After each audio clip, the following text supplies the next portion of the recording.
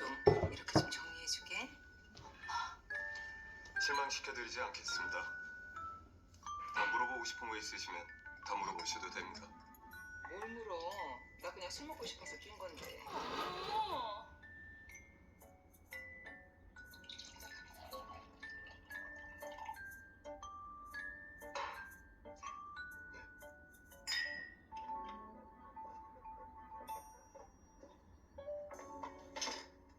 우리 엄마 어땠어요? 웃음소리가 높고 말투가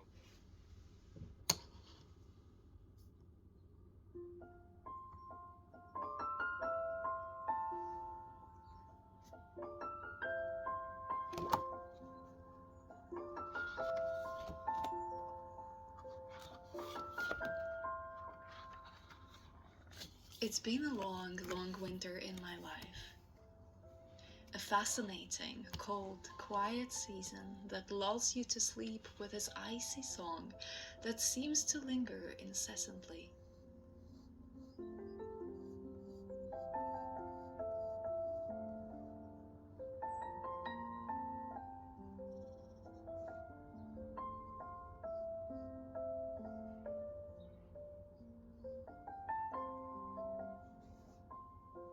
I never loved winter. Her cold breath that chilled my every bone. Her stillness that reminded me so much of my own.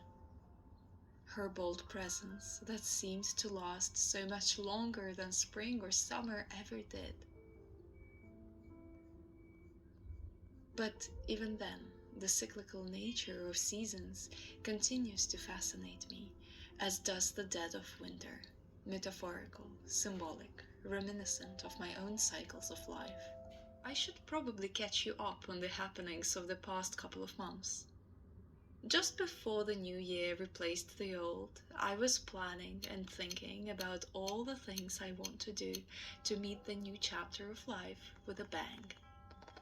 You know, all these wonderful new plans we all think about at least briefly before the clock hits 00, wrapping up the previous chapter, making that big wish.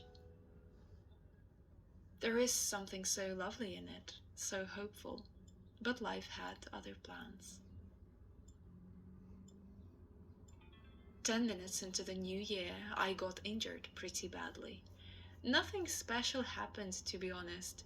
Just my talent for falling at most random and flattest surfaces that led me to a few weeks of recovery and limited movement. This set me back a lot, or so I thought.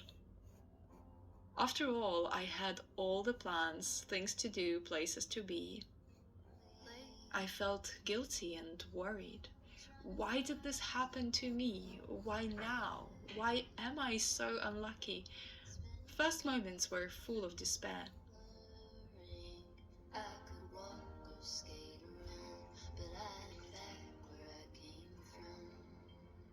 But as days went on and my own personal winter closed in on me, I began to see it as a blessing in disguise. A complete reset happened indeed, though very differently to how I imagined. As I sat there injured and upset, full of anxiety and guilt about things which are going to stay unaccomplished, I suddenly thought that perhaps this is how my life and all these unfortunate circumstances are forcing me to actually, finally slow down and reassess my priorities. Perhaps waiting for a moment where you're forced to rest is not the smartest thing to do, but is the direct result of ignoring my body and mind for a long time. You know, there is this belief that everything happens for a reason. That is not something I personally believe in. Everything happens to teach us a lesson. I believe in that a little bit more. Sometimes there is no reason for anything. Sometimes bad things happen and there isn't anyone to blame. However, there is always a lesson to be learned. There is always a part of us which needs more love, more healing, more stillness. Without this stillness, without this winter, spring flowers would never come. There would never be summer, and autumn wouldn't ever remind us to cherish these precious, fleeting moments of life.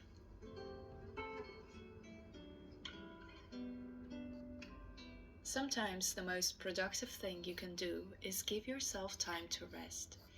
If you don't, there might come a time when you're forced to, just as it happened to me.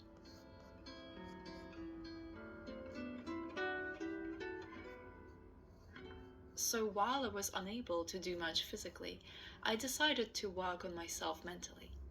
Put all the effort into the part of myself I neglected for the longest time, my mental health and the quality of life. I decided to focus on shadow work, journaling, healing past and present traumas, reevaluating my journey so far. Focus on healing my body and fixing my bad habits that were mainly caused by anxiety. Go on social media detox, switch off all the apps, remove them from my home screen and watch out for my unhealthy consumption habits. Create more at a slower pace for the joy of creating, rather than for vanity metrics and fear of falling behind.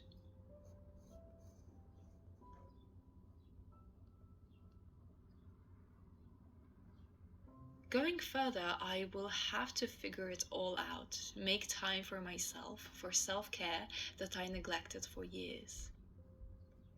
Detach from people, habits and fears. Live fully, take deeper breaths.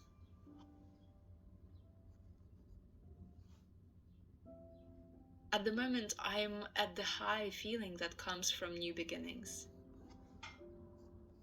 I know it will subside. It already did, to be honest, and now I have to figure out how to turn that into my routine when my body is able again. I know there will be challenges, but it seems that now, as a sort of funny consequence, I have a big wound in my hand, which in turn seems to have healed an even bigger wound in my heart.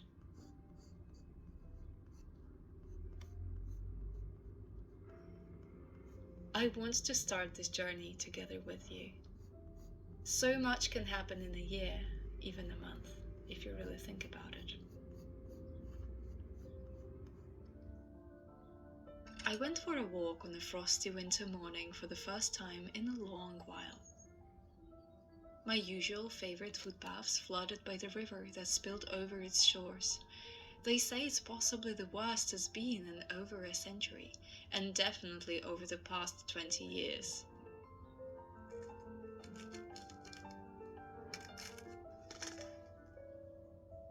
I watched gulls and geese enjoy this newly formed lake over the old castle grounds. Robins and wrens flutter from one frosty branch to another in their only quest to stay alive through winter. Ah, to be a bird and to live with seasons, take each moment as it comes unbothered by the worldly troubles. Sing happily in the faint winter sun, float solemnly on a newly formed icy lake, passing days in the inevitable stillness of winter. Only knowing the joy of a current moment, carried in the wings of a passing time.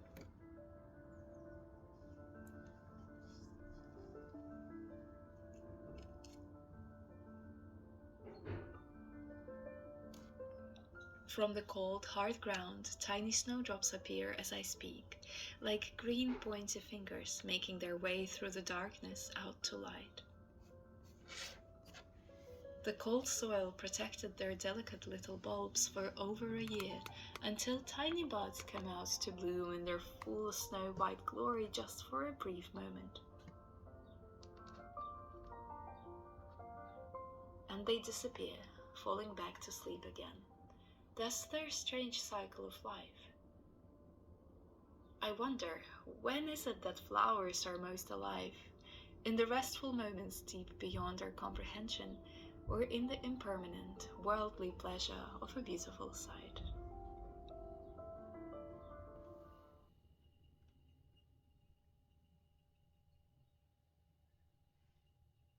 انولد بجزيرة مالطا واللي بوقتها كانت تحت الانتداب البريطاني، لكن اليوم مالطا دولة مستقلة وعضو بالاتحاد الأوروبي. وميزة جزيرة مالطا إن 70% من لغتهم مأخوذة من اللغة العربية، يعني نقدر نقول إن جذورهم عربية. صاحبنا هذا أنتوني أو تواني مثل ما تعودوا يسمونه، كان عنده أخت أصغر منه اسمها كارمن، وتواني وكارمن يعتبرون أطفال غير شرعيين حق أم اسمها جيجا كالميري، مرة جسمها متروس.